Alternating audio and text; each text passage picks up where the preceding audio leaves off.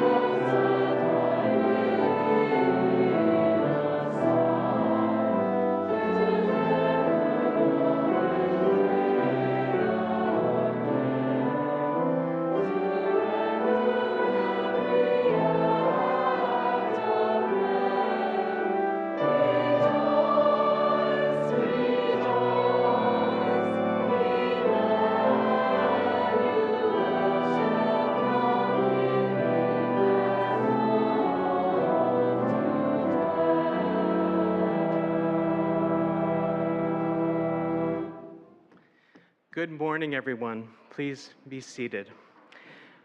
Welcome here to First Unitarian Church on this winter morning.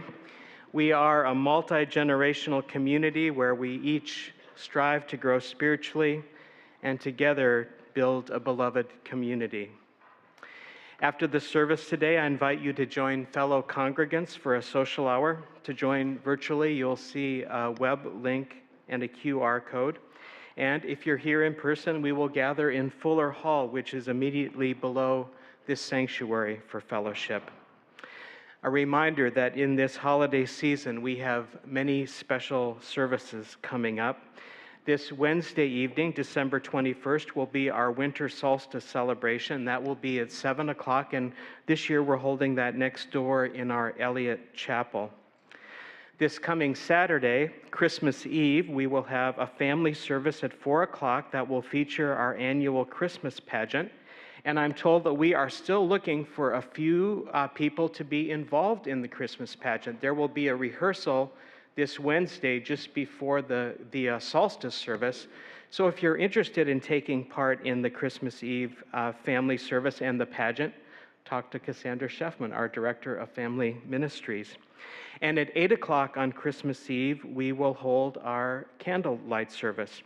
Both of those services will be here in this sanctuary. And we'll gather on Christmas morning, a week from today at 10:30. Christmas is on a Sunday this year, if you didn't get the memo. It'll be a time of stories and carols for the day. We'll be in Elliott Chapel for that service. And all those services, of course, will be live streamed. And for the Christmas Eve family service and Christmas morning service, we're going to have special times of fellowship following. We invite you to bring some finger food to share for the social hours after those services next week. And finally, this morning, a special request. In conversations with our houseless neighbors who are living around our church, they've expressed a need on these very cold days for blankets, and especially blankets that keep out the cold. I'm talking woolen blankets and the like. If you have used blankets that are in good condition, or if you'd like to get some new ones, they would also be most appreciated. We would invite those donations. You can bring them on Wednesday to the solstice service, or you can drop them by the church office this Tuesday or Wednesday of this week, and we'll then distribute those to our neighbors. Once again, welcome everyone on this Sunday morning. Let's take a moment now as we gather online and in person to greet one another.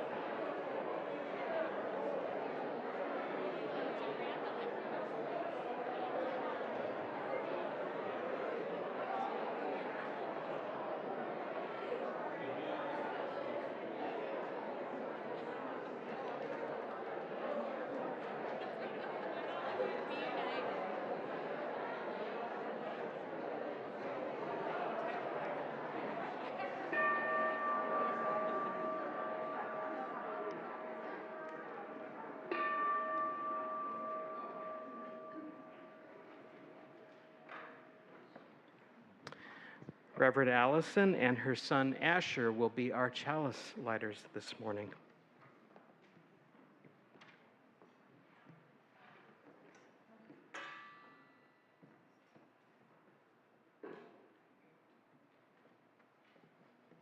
We are Unitarian Universalists. We light this chalice in faith, in hope, and in love.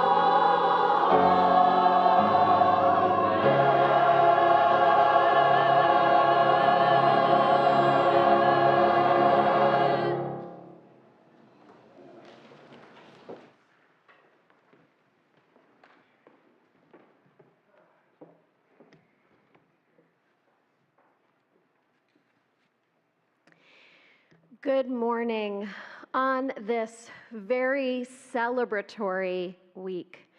Our call to worship this morning, Asher and I are going to share a tradition from our home, and I know many other homes, some in this congregation and some in Unitarian Universalist homes across the land. We're going to light the menorah. Tonight is the beginning of Hanukkah, which continues through the week. And this is a week where Hanukkah, solstice, and Christmas share space. So Asher, I'm going to invite you to go right to that microphone, and I'll go to the one next to you, and we'll share the prayers that they may not know. And some of you, if you know the prayers, are welcome to recite them along with us. These are the traditional blessings when we light the first menorah candle.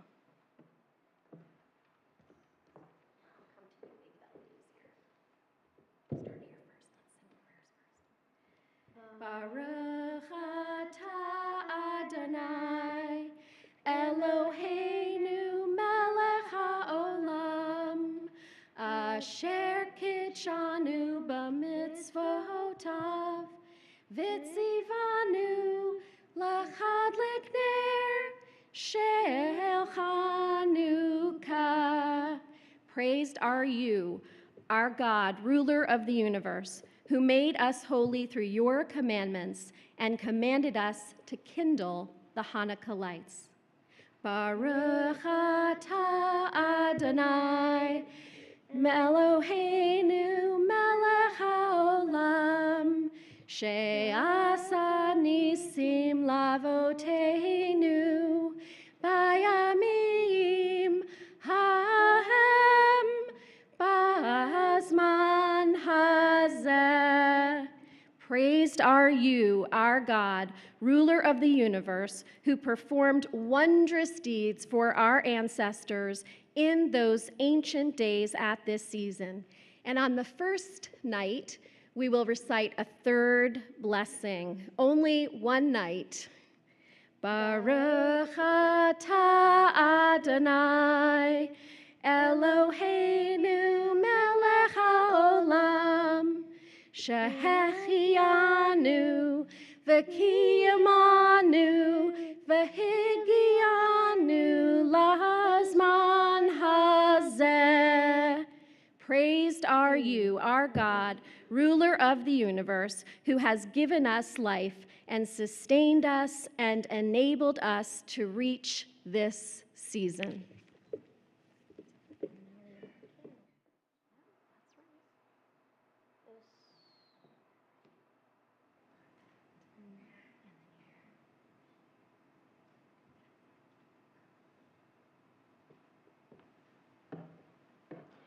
May our Hanukkah lights kindle peace and liberation and harmony. And now I invite you to rise and join in singing Light One Candle, a song that Peter Yarrow wrote to tell the story of Hanukkah. And he wrote this song at a time of war in the Middle East as a demonstration of the importance of creating peace. Let us sing together, Light One Candle. Light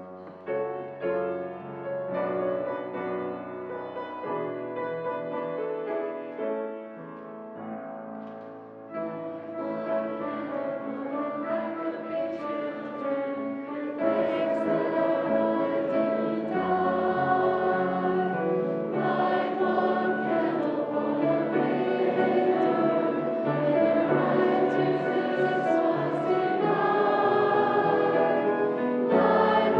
candle.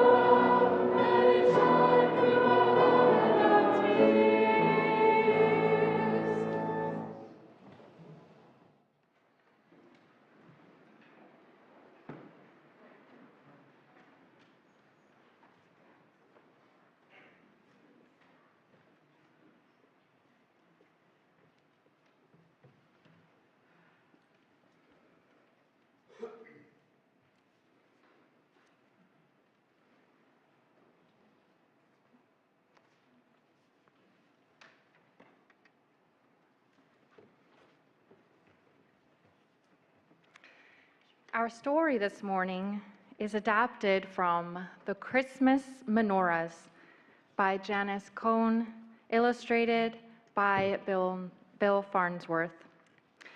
And we will be telling this story in 3 separate parts. And you'll also notice that some of us will play more than one role.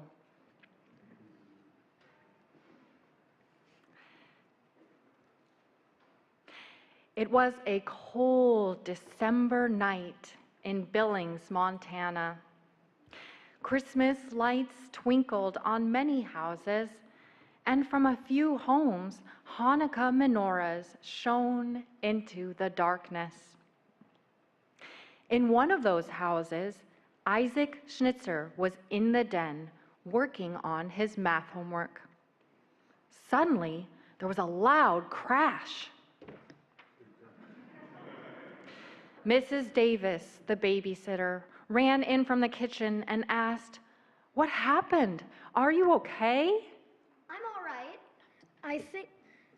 I'm all right. I think the noise came from my bedroom. When they opened Isaac's bedroom door, they felt a rush of icy air. The big front window was shattered. His electric menorah was lying on the carpet, still glowing.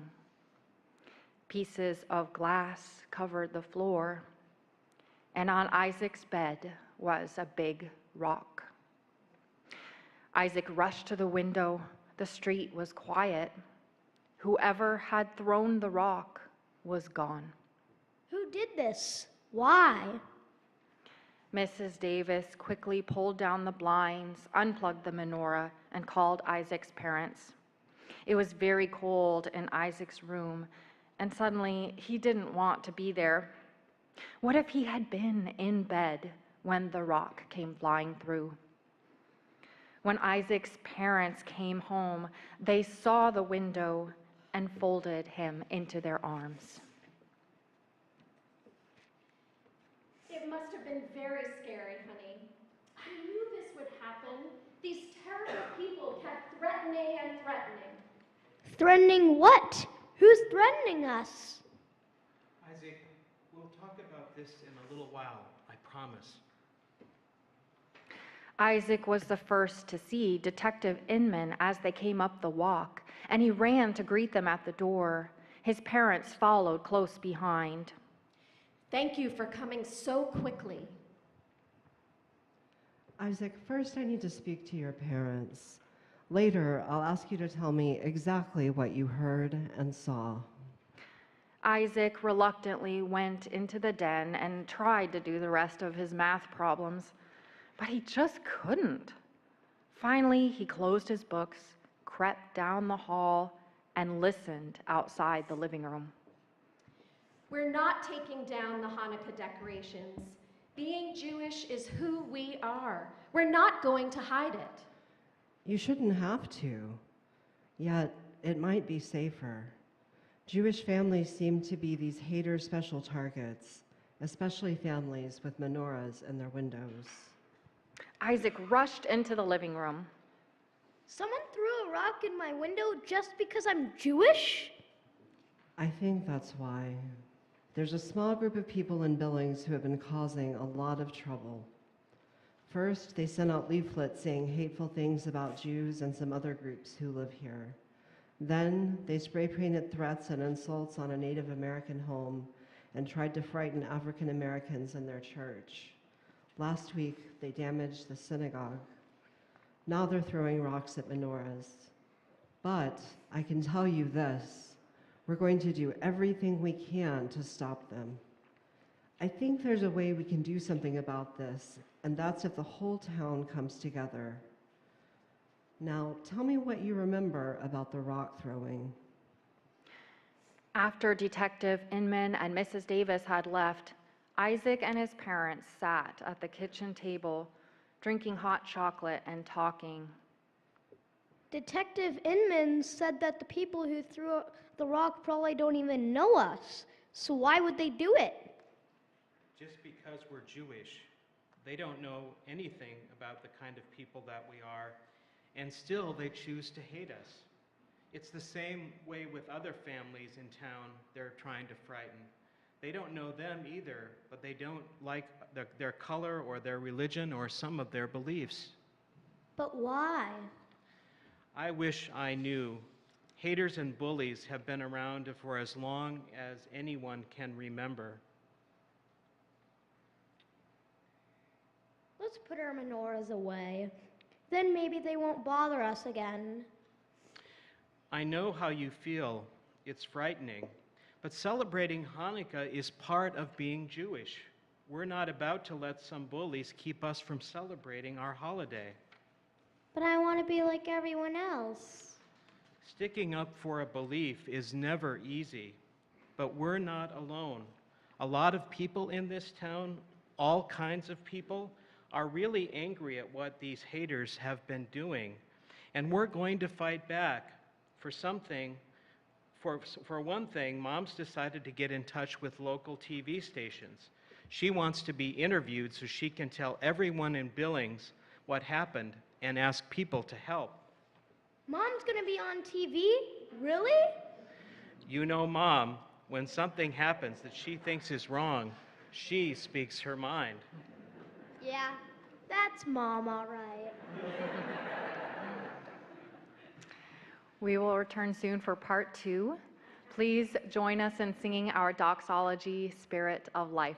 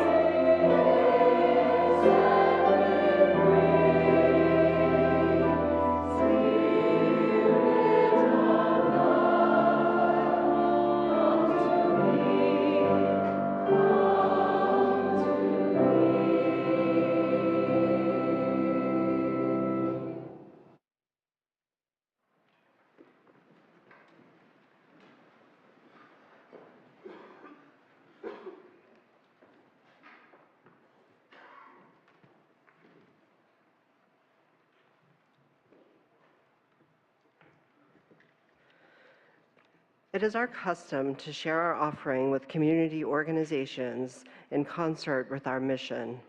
For the month of December, we share our offering with Next Up, dedicated to amplifying youth voices for marginalized communities. Next Up develops and strengthens youth-led movements across Oregon. We're grateful for this opportunity to support young leaders in Oregon who are working toward an inclusive and equitable democracy. If you'd like to give to our offering today and you're watching online, look for the QR code or find the Donate Now button on Boxcast. If you are in person, you can find that QR code and the yellow slip of paper in the chair holders around you. And if you'd like to donate cash or check, please find an usher after the service.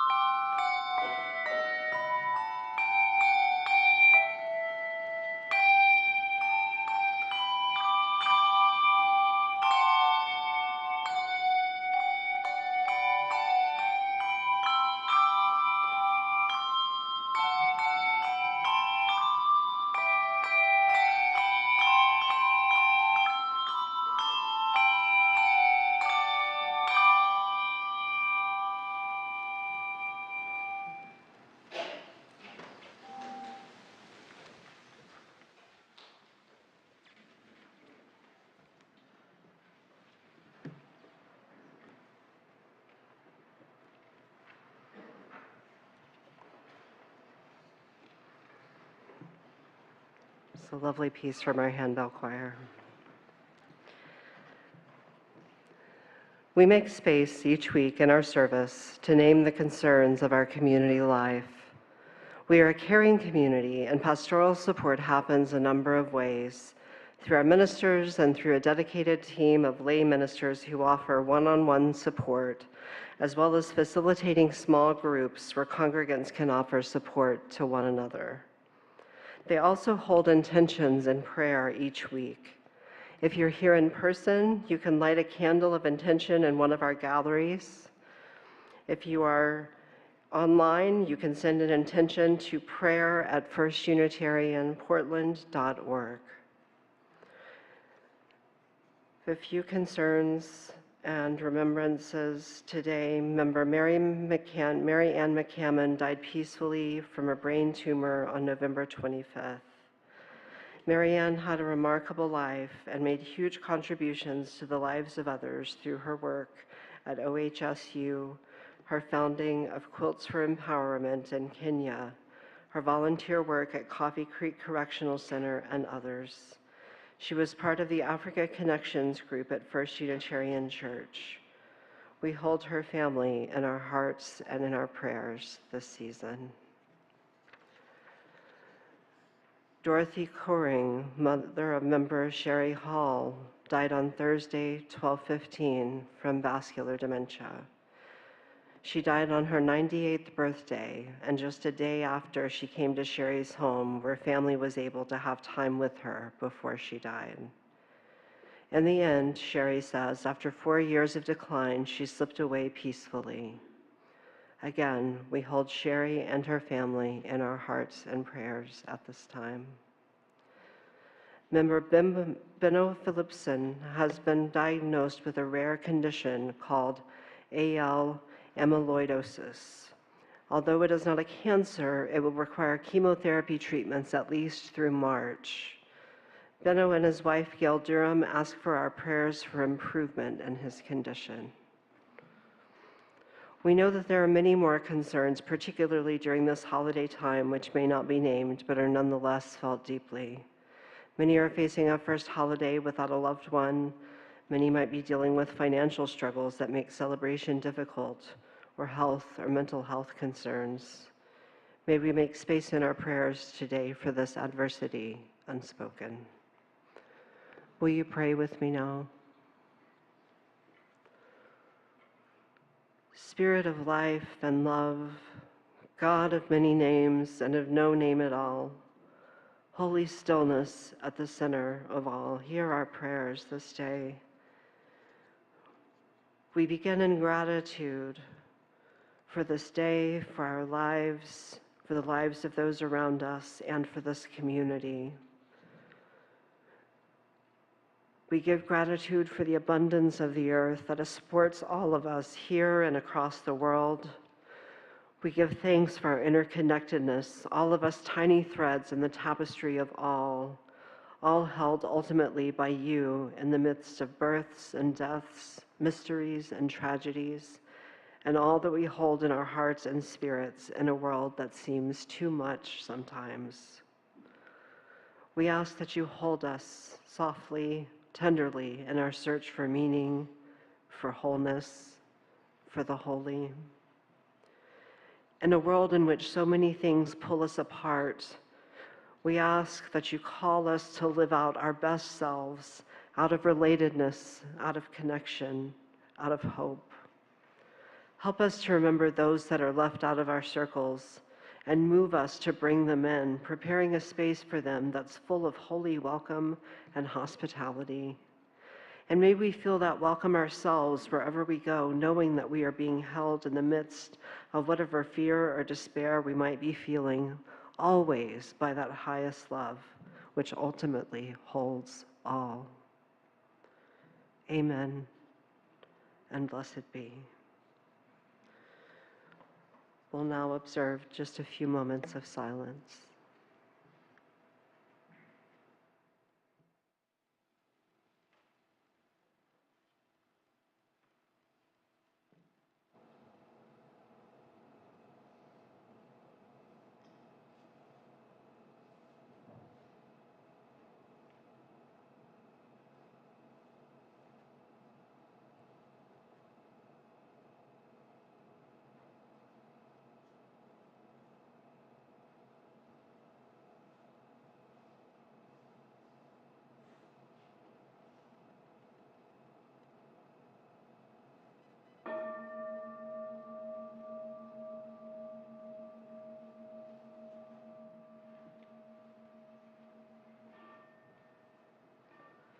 We now continue on with part 2 of the Christmas Menorahs.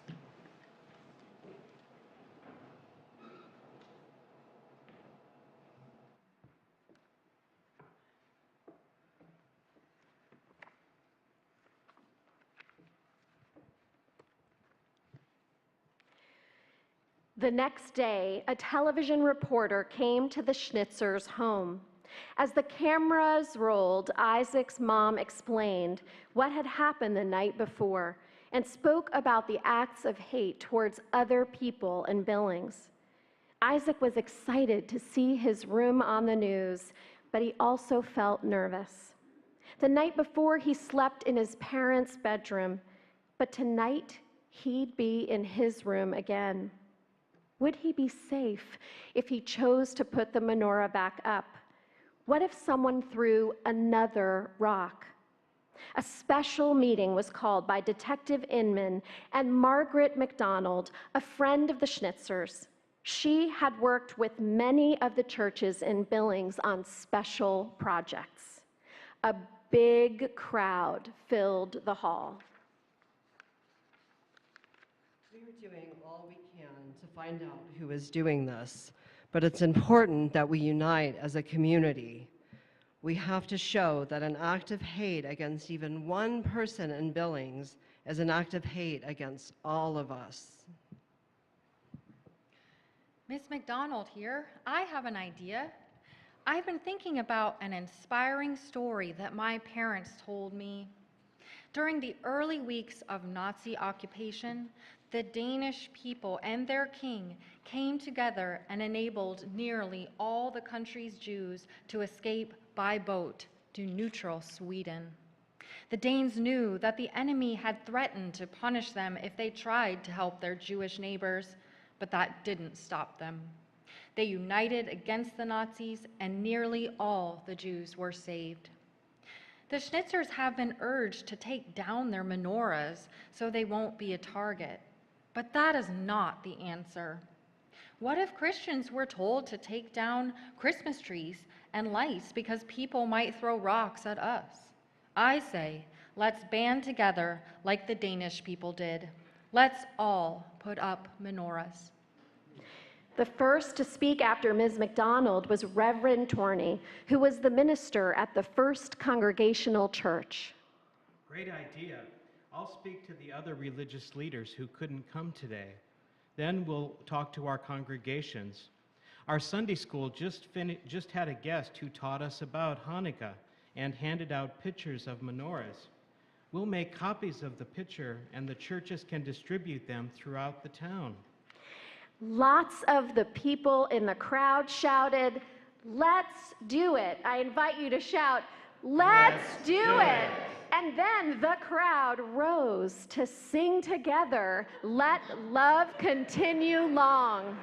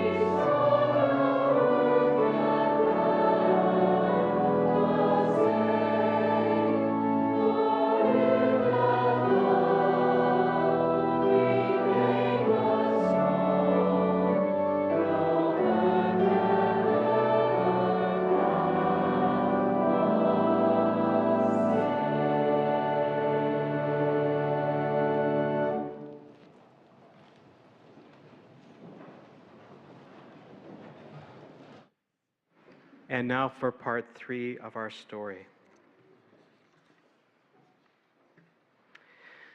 The next day, Isaac's teacher invited him to bring his menorah to talk about Hanukkah and to share what happened. Some bullies threw a rock in the window where I had my menorah just because I'm Jewish. A student named Jeff asked, "Were you scared?" Yeah, I was. That was a hard thing to happen to you and your family. We're all very sorry and angry. Like Isaac said, Hanukkah celebrates the fight for religious freedom. The truth is, people fight this battle over and over again. We're doing it now in Billings. Has anyone else in the class ever been picked on for being different? Or do you know someone else to whom that's happened? I know someone. Last year, there was a new boy in my class. His name was Caleb. He's Cheyenne and lives on the nearby reservation. Some of the kids were not nice to him. So I asked him if we could play some games together. Then some other kids stopped being mean and they started to play with us too. Another classmate, Jeff, shared a story about his sister who uses a wheelchair and how she's been teased. He urged they shouldn't do that. It hurts her feelings and sometimes it makes her cry. The class continued to share examples of hate and bullying and how they could respond if it happened to them or someone else now or in the future. That's why the town is joining together. Because when people resist bullies, especially when they unite together, lots of times the bullies back down. And something else happens too. The people who are being picked on know that they aren't alone. They know other people care. So some of us are going to be putting menorahs in our windows, even though we're not Jewish. We want to show our support for families that are being harassed in Billings. When Teresa came home, she told her mom that she wanted her family to show up for her friend. I want to have a menorah in our window, Mom, for Isaac. Teresa's mother agreed. The whole Hanley family went to the encyclopedia to learn more about Hanukkah. Let's draw our own menorah and put it in the window. Her sister asked, "But what if people think we're Jewish? We could get a rock thrown through our window, or maybe something worse." Teresa's mom said, "Yes, we would be taking a risk, but some risks are worth taking." Meanwhile, back at Isaac's house, Mom, my friend Jeff told me that the Catholic high school put a big sign in their window that said, "Let's try to get along," and someone threw a brick at it and smashed the window into a zillion pieces. Yes, I know. I was just at a meeting about that. As usual, those cowards did it in the dark, so they couldn't be seen. Thank goodness the school was empty. Thank goodness no one was hurt. Is the school mad at us? Why would the school be mad at us? If they're mad at anyone, they're mad at the person who threw the brick. But they were sort of doing this for us, and now their window got smashed. Yes, Isaac, they're doing it for us and for the other families that these haters are trying to scare. But they're doing it for themselves too. They're trying to make Billings a better place to live for everyone. Don't take your coat off. We're going out for a drive. Look, Mom. Look at all the menorahs. in house after house, Isaac could see pictures of menorahs. There wasn't a single street without the Hanukkah symbols. Did anyone else have rocks thrown through their windows? Yes, they did. But you know what? People have become even more determined. The Billings Gazette printed a full-page picture of a menorah and asked people to display it on a door or window in their homes. And they did, Isaac. They put up thousands of menorahs. Isaac was silent for a bit, thinking. Then he shared how last year, when everyone was talking about gifts, he pretended that his Hanukkah presents were Christmas presents. I didn't want to be different. I just wanted to be like the rest of the class, but not this year, Mom. This time, when I show my presents, I'm going to say I got them for Hanukkah. I'm glad, honey. Mom, stop! What is it? Look! Ahead was a house with a big picture window. Taped onto the window was a large picture of a beautiful menorah drawn with many brightly colored crayons. Over the menorah was a message for our friend Isaac, with love from Teresa and the Hanley family. Underneath was a picture of a Jewish star and a Christian cross. She didn't tell me she was doing this. She never said anything. Isaac's mom turned toward him, and he saw there were tears in her eyes. You know, honey, hate can make a lot of noise. Love and courage are usually quieter, but in the end, they are the strongest. On the way home, Isaac decided to put his menorah back in his window. Each branch was brightly lit and shone on the big sign he drew. Happy Hanukkah to everyone in Billings. With love, Isaac. The end.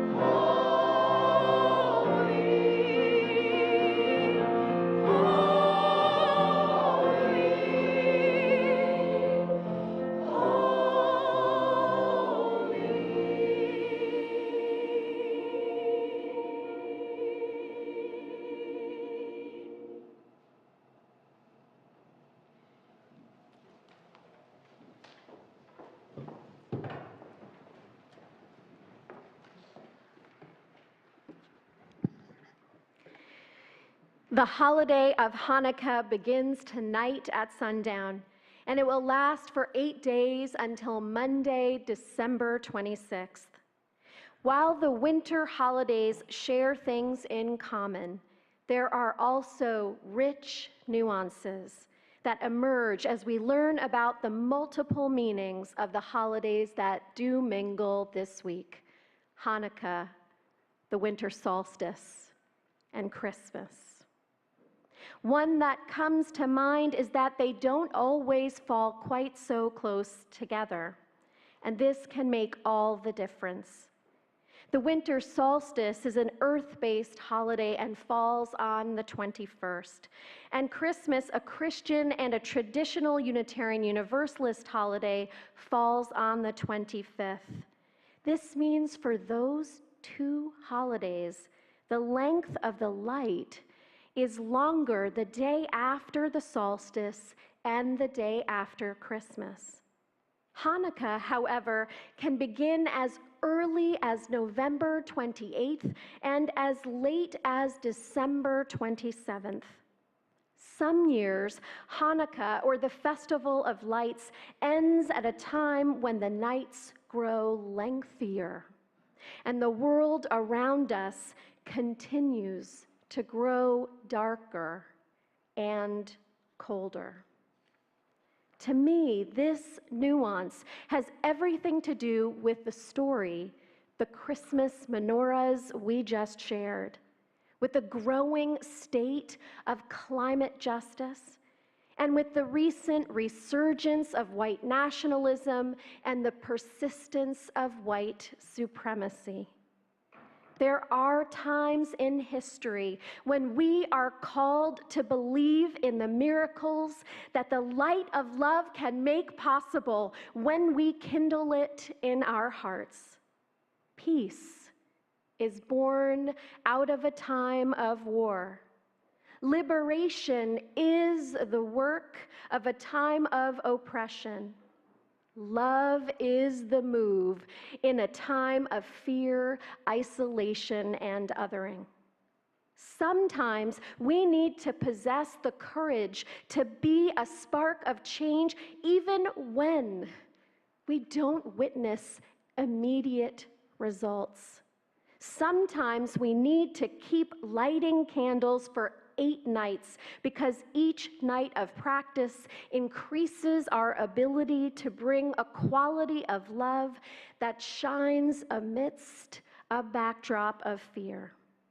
When I met Isaac Schnitzer and Teresa Hanley when I was younger and when they were younger, it struck me how their story replicated this lesson of Hanukkah. At first, Isaac felt frightened and alone in a cold and dark winter. Then he learned how others in his town were also experiencing acts of violence and hate and bullying. Anti-Semitism, Islamophobia, racism, xenophobia, and all the other isms and phobias are linked. They exist when power is hoarded by a few and when that power is used to dehumanize and oppress others. We must name that the origins of the United States are linked to a terrible history of genocide of Native peoples. This is linked to anti-Semitism and Islamophobia, the very same year that the Spanish Inquisition was going on in Europe, and Jews and Muslims were being forced to convert to Christianity or be killed, is the year that Columbus set sail towards what he thought was India. And in fact, the European settlers, when they came upon Native American sacred sites, at first called them mosques and synagogues. The same tactics that happened in the Inquisition were repeated here. We must also name that our history, including the history of unchecked capitalism, is linked to slavery and anti-Black racism. Again, a select few have access to power, and others in the system are exploited, viewed as less than, and oppressed. One way that this can be disrupted is when everyone who is impacted by bullies and oppressors rise together to resist and say, "No more." We are all impacted by a system when we are cast as characters who either have power and misuse it or hoard it, or cast as characters who are powerless. There is another way. The story of a town of people who are a part of the in-group white Christians and groups who are othered in the story we heard, Native American, Jewish, and Black families, and a child in a wheelchair, when they all come together to grow the sparks of courage to resist hatred and othering, they begin to move down a new path of bridge building, peace building, and glimpse the collective liberation that is possible. Isaac and Teresa testified to those of us in a Unitarian Universalist church to how the actions of the white supremacists in their town were stopped. But remember, the holiday of Hanukkah reminds us this requires continuous practice. White supremacy isn't finished in our country, and sadly, acts of vandalism and violence are not over. The word Hanukkah means rededication. We need to rededicate ourselves continuously to shine that warmth of love to counter the chilling events rooted in fear. Hanukkah centers around a question of miracles, and my fellow Unitarian Universalists, do we believe they happen, and how?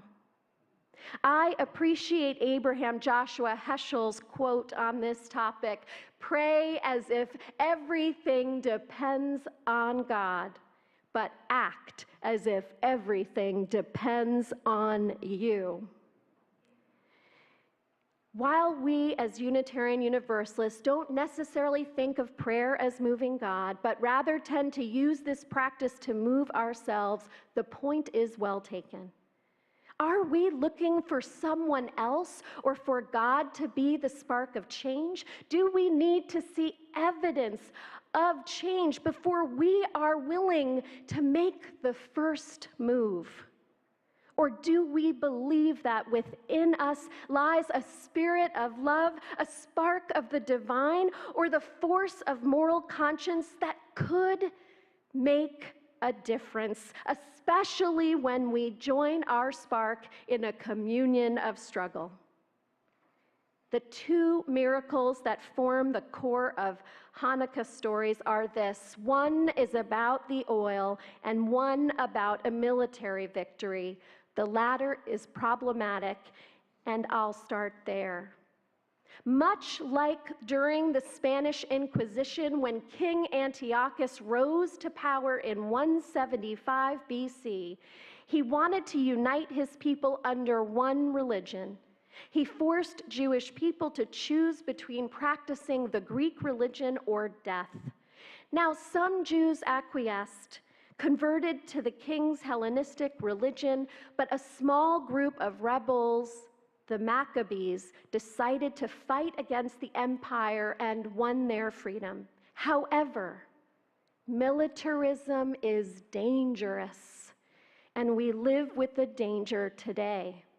It is one thing to fight against oppression. It is another when victory leads a group to become like their oppressors. One example, the Maccabees, following victory, attacked Jews who practiced differently than them. While it is a holiday connected to religious freedom, much like the story of our forebears, the Puritans, who came to this country claiming freedom, they didn't extend it to others.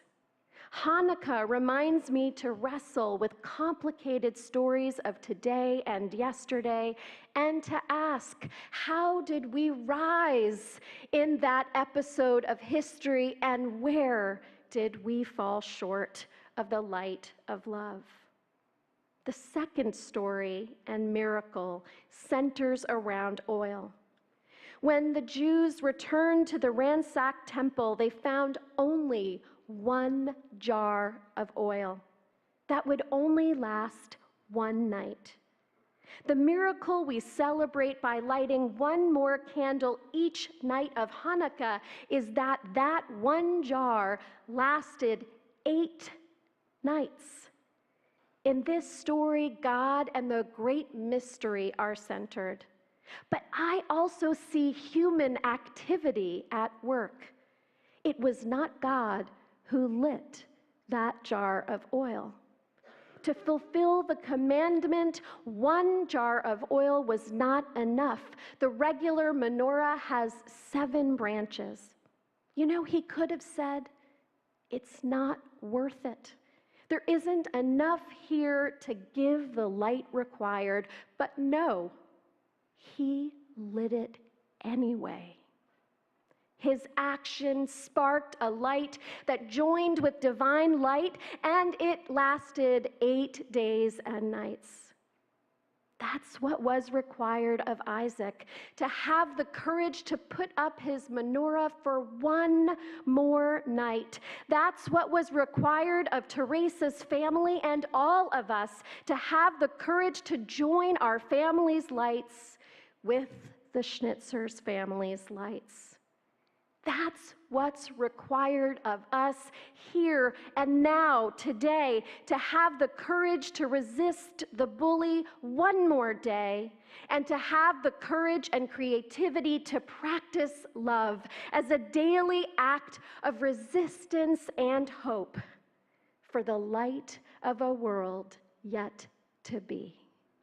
So happy Hanukkah. May the lights twinkle in the night tonight. Will you join in our closing song as you go?